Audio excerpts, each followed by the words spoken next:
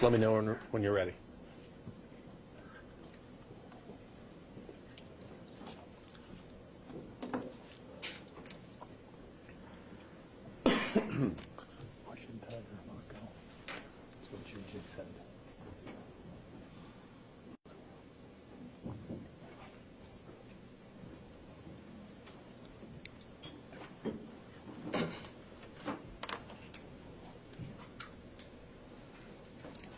Okay, we good? I'm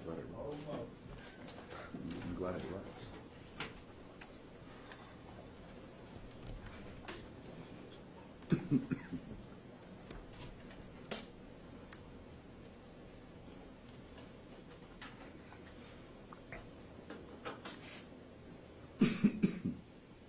Okay, ready to go. Okay. Good morning, everyone. My name is Nick Hanna. I'm the United States Attorney for the Central District of California here in Los Angeles. With me today is Assistant Special Agent in Charge Mark Pearson from the Internal Revenue Service Criminal Investigations.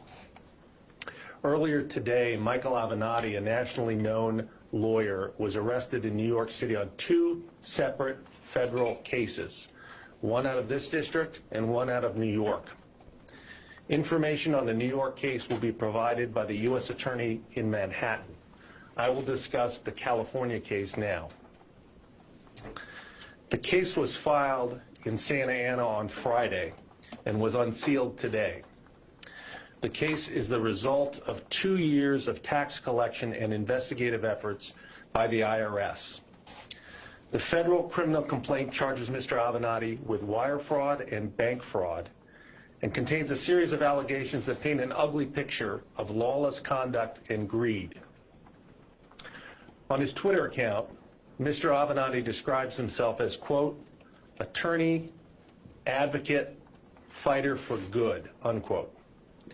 But the allegations in this case describe something different. A corrupt lawyer who instead fights for his own selfish interests by misappropriating close to $1 million that rightfully belonged to one of his clients. The complaint also alleges that Mr. Avenatti obtained bank loans worth millions of dollars through fraud by submitting phony personal income tax returns and other false information to the lending bank. According to the complaint, the tax returns were clearly false because Mr. Avenatti never filed federal income tax returns for the years in question and never paid the federal income tax as reflected on those false returns. I'm going to give you an overview of what the 2-count criminal complaint filed in our district alleges. I do want to remind everyone that Mr. Avenatti is presumed innocent unless and until these allegations are proven beyond a reasonable doubt in a court of law. In December 2017, Mr. Avenatti negotiated a settlement for a client that involved in an intellectual property dispute. Under the settlement, $1.6 million was due to be paid by January 10, 2018. At a meeting in his law office in Newport Beach, Mr. Avenatti gave the client a bogus settlement agreement that instead listed a later date, March 10, 2018, as the date by which the payment was due. The $1.6 million was wired on January 5th to an account controlled by Mr. Avenatti. Mr. Avenatti then used his client's money to pay expenses for his own coffee business, Global Baristas LLC, which did business as Tully's Coffee, as well as to pay his own personal expenses. When the fake March 10 deadline came and went, the client asked Mr. Avenatti where his settlement money was. Mr. Avenatti never told him the money had arrived. And to add insult to injury, between April and November of 2018, Mr. Avenatti, quote unquote, advanced $130,000 to his client so the client could meet his own financial obligations while he waited for the supposedly late settlement money to arrive. In essence, it appears Mr. Avenatti loaned the client's own money to the client, money that Mr. Avenatti had already secretly collected. To this day, nearly 15 months later, Mr. Avenatti's client is still waiting for the bulk of his settlement, even after he hired another attorney who discovered that Mr. Avenatti had the funds all along. The facts alleged in the bank fraud charge are as follows. Beginning in 2014, Mr. Avenatti defrauded the People's Bank, a federally insured institution in Mississippi, by falsely representing his and his business's income. Mr. Avenatti did so by submitting fictitious personal income tax returns and a fraudulent law firm partnership tax return to support his applications for three separate loans totaling $4.1 million. To obtain these loans, Mr. Avenatti submitted phony personal income tax returns claiming to have earned a total of $14.1 million in adjusted gross income for 2011, 2012, and 2013. He claimed to have paid a total of $2.85 million in estimated tax payments to the IRS in 2012 and 2013. In truth and in fact, Mr. Avenatti never filed personal income tax returns for 2011, 2012, or 2013, and he never paid federal income tax during those years. Moreover, Mr. Avenatti still owed the IRS more than $850,000 in unpaid taxes, interest, and penalties for the years 2009 and 2010. People's Bank was ultimately repaid, but only after significant efforts and threats to refer one loan to collections. Lawyers have a sworn duty to obey the law and to protect their clients. Our system of justice depends on it. Mr. Avenatti has breached that duty and violated the principles of honesty and fairness that he claims to uphold.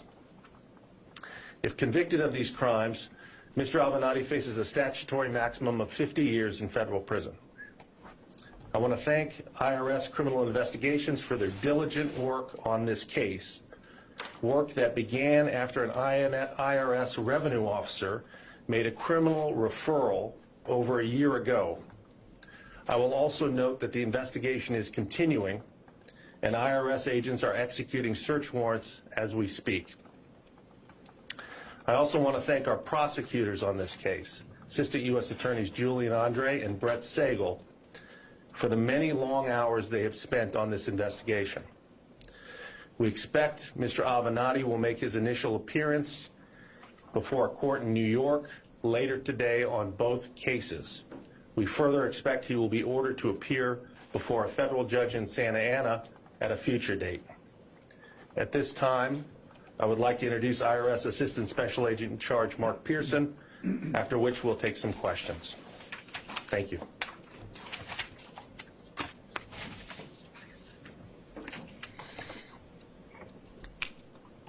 He's describing him as a corrupt lawyer. Keep in mind, this is one case out of Los Angeles. There is a second case out of New York. Much more to come on that as well. All of it online, abc7.com. Meantime, will we see a return of rain later this week? Our Kimmy Evans is up next with the forecast.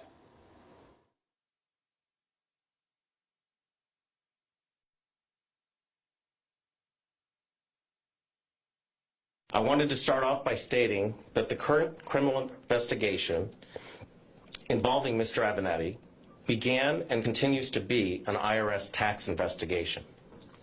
The case was originally referred by our collection division based on irregularities they were encountering in their attempts to collect payroll taxes from Mr. Avenatti's businesses. Since the original referral, IRS Criminal Investigation Division, in partnership with the Los Angeles United States Attorney's Office, has been conducting an extensive financial investigation into these business entities, as well as Mr. Avenatti's personal financial transactions. Based on the evidence uncovered by the tax investigation, IRS special agents expanded the original payroll tax allegations to encompass additional financial frauds which we believe have been used to fuel an unrestrained and lavish lifestyle by Mr. Avenatti. I wish to emphasize this case originated from our civil division, pursuing the resolution and collection of an outstanding payroll tax debt as far back as 2016. Based on the anomalies found in our collection officer by our collection officers, the matter was referred to the Criminal Investigation Division around September of 2017. By way of background, I'd like to paint you a picture. Michael Evanetti practiced law through Evanetti & Associates and Egan Evanetti LLP in Newport Beach, California. Mr. Evanetti was the principal owner and chief executive officer of Global Baristas US LLC, which operated Tully's coffee shops in Washington State as well as California. It is alleged that between 2015 and 2017, Tully's parent company failed to file employment tax returns, and pay approximately $3.2 million in federal payroll taxes. Similarly, it's also alleged that Egan Evanetti LLP failed to file payroll tax returns and failed to pay approximately $2.4 million in payroll taxes. This despite Mr. Evanetti's personal website claiming that he has recovered over $1 billion in verdicts and settlements. With regard to the criminal referral of the employment tax case, Mr. Evanetti is purported to have lied to an IRS revenue officer and also changed bank account information, as well as instructed others to conceal and relocate funds in an effort to avoid and defeat IRS tax liens and tax levies. Constrained by these and other suspected steps taken by Evanetti to obstruct the IRS collection action, the revenue officer initiated the fraud referral to our division in September of 2017. As this criminal case unfolded over the course of the past 12 months, IRS special agents found evidence of financial fraud going well beyond the original employment tax allegations. With respect to the wire fraud count, from about December of 2017 to the present, Mr. Evanetti allegedly defrauded one of the law firm's clients out of approximately $1.6 million, which was a settlement payment. Rather than transfer his client's portion of the settlement proceeds to his client, Mr. Evanetti chose to use the entire $1.6 million for his own purposes. It's difficult to imagine a greater betrayal of trust than that between a fiduciary and his client. In regard to the bank fraud count in 2014, Michael Evanetti's law practice and coffee company obtained 3 separate loans totaling over $4 million. Mr. Evanetti allegedly provided the bank with false federal tax returns. In these tax returns, Mr. Evanetti submitted he reported approximately $4 to $5 million in income for each year and claimed to have paid the IRS $2.8 million in federal taxes. In reality, Mr. Evanetti never filed personal income tax returns for those years and has never made any tax payments with relation to those years. Today's announcement is about an attorney who has failed to file personal income tax returns, charged with embezzling clients' money, and defrauding a bank. All of these acts were taken to support his lavish lifestyle, which included a venture into a car racing company, a lifestyle which is estimated to exceed over $200,000 a month, the rental of a Newport Beach home at $100,000 per month, and the ownership of a $5 million Laguna Beach home. IRS criminal investigation is a major contributor in the effort to combat financial institution fraud, and the United States Attorney's Office recognizes CI's investigative expertise in this complex area. Finally, in parting, I'd like to say to the professionals out there, including attorneys, who create elaborate schemes that have no other purpose than to mislead others, defraud the IRS, their clients, and financial institutions, they run the very high risk of prosecution.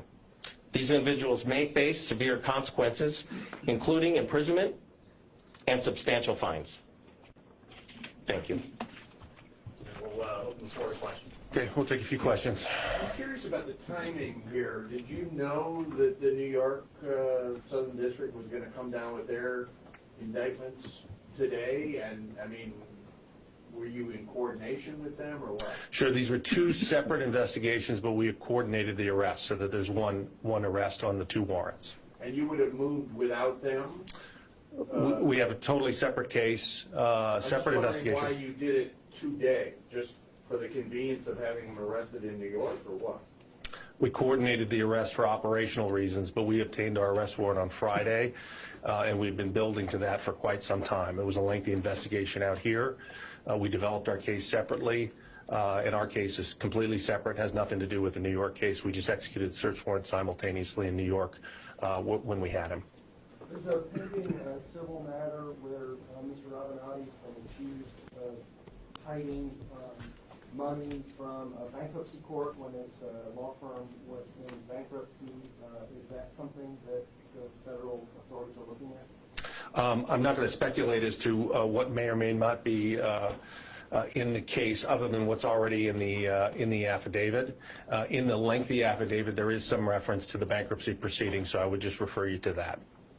How Yes. unusual is it to have someone who is not just a member of the bar, but a pretty well-known member of the bar, flat out just not file taxes? I mean, the average American knows if you don't file taxes for 3 years, you're probably going to get noticed by the IRS. How unusual is it for somebody of Mr. Avenatti's stature to just flat out not file taxes? You know, I'm not going to speculate on that, other than I haven't seen a similar case. Yes. You mentioned that with criminal referral came from the civil division.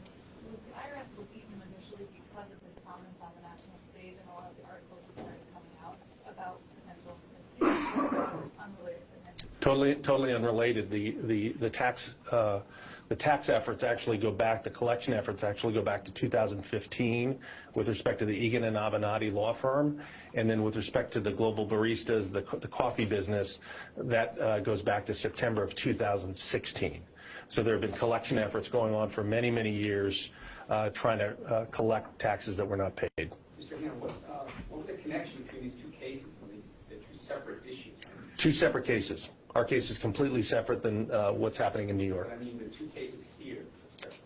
Oh, as I think was mentioned, we initiated a financial investigation with respect to Mr. Avenatti to look at various financial dealings. As you can see from the affidavit, a number of activities were engaged in, including the wire fraud with respect to the client's money and including the bank fraud. There are other allegations contained in the affidavit, but right now the only charges are the wire fraud and the bank fraud, but it was a comprehensive look. Do you think he embezzled money from other clients? I'm not going to speculate on that. All right, last question. Can you talk about the fact this is one of the president's most vocal critics? And we have yet to hear from Mr. Avenatti, but if I were to anticipate what he might tweet later, what would you say to the idea that these charges are politically motivated? It's completely untrue. This investigation was started in the ordinary course that came up through the IRS based on collection efforts of back taxes. We investigated this case in the ordinary course out here. It was driven by prosecutors in the Central District of California working with local agents. Has nothing to do with anything political or with anything else. It's just the facts in this case speak for themselves. Okay, thank you very much, ladies and gentlemen. So, We'll do a couple more. Well, he was a significant figure in the criminal investigations that involved President of the White House, and this is coming just a few days after the Mueller report was released. Does the release of the Mueller report have anything to do with the timing of your announcement of these charges today? Nothing to do with them. We were building to our charges all along. I had no idea. We had no idea when the Mueller report was going to come down. These things are two separate events. In cases like this that are so heavily document-driven, where the evidence in the case is largely based on documentary evidence, is it a high likelihood of successful prosecution based on previous ones? Can you give us an idea of the strength of this case in your view? I'm not going to talk about that. All I can say is this was a very well investigated matter, investigated thoroughly by the IRS and our assistant U.S. attorneys. We've documented a substantial amount of evidence that's collected in the affidavits that have been unsealed. I just commend you to read those. Other than that, I'm not going to comment on the strength of the evidence. Did Attorney General Barr sign off on this? Was the case filed before the Mueller report was submitted on Friday? I'm not sure about the specific timing. I know the arrest warrant was issued on Friday. I don't know about, I don't know, frankly, the time of when the Mueller report was submitted. Did Mr. Avenatti file for extensions? He said he didn't file tax returns, but he'll file for extensions. As indicated in the affidavit, I think on his personal income tax returns, he'd file for extensions with no tax due, but then never file actual returns or pay any tax. Which prosecution comes first, California or New York? That remains to be seen. So thank you very much, everyone. Appreciate your time. Thank you.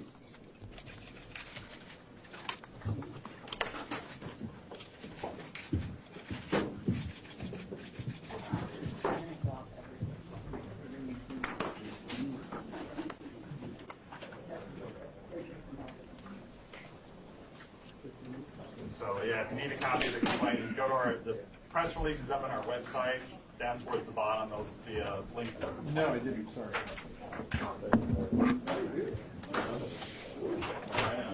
What's that? Oh, really? Okay, I'll be running that. Okay, so, Chris, very quickly, we're going to run this downstairs. Everything is unusable. So I need to pull Sam. I think so. Let me get in contact with them. Let's see if Sam will get back to me. So, all right. Which unit is closest?